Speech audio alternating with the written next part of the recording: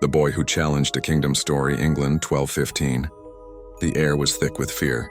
The people were starving, the nobles were angry, and one man, King John, ruled with an iron fist. He taxed everything, land, salt, even air if he could. But in a tiny village on the edge of Nottingham, there was one boy who didn't believe kings were gods.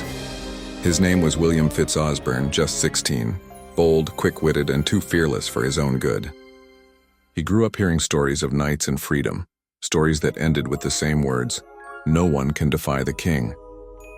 But William wasn't buying it. One day, royal soldiers stormed his village, demanding taxes his people couldn't pay. When they tried to take his father's farm, William stood in the dirt road, fists clenched, and shouted, "Then take me too, because I owe this king nothing."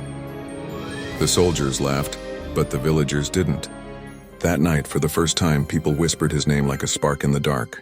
Within weeks, William had gathered dozens of young rebels, boys and farmers armed with nothing but pitchforks and courage. They started stealing food from the royal wagons and giving it back to the poor. The people began calling him the Sparrow, because no matter how many times the king's men tried to catch him, he always slipped through their fingers. King John was furious. He ordered his knights, "Find the sparrows and clip his wings." One cold dawn, they finally cornered William and his small band in Sherwood Forest. Outnumbered, surrounded, the boy faced the king's captain. The knight sneered, "You're just a boy." William smiled. "Maybe. But even a boy can remind a king that his crown belongs to the people." The sound of swords filled the air and then silence. When the soldiers returned to the castle, they carried no prisoner. Only a single feather, tied to a wooden bow. King John demanded to see the boy's body, but there wasn't one. Some say William died a hero that day.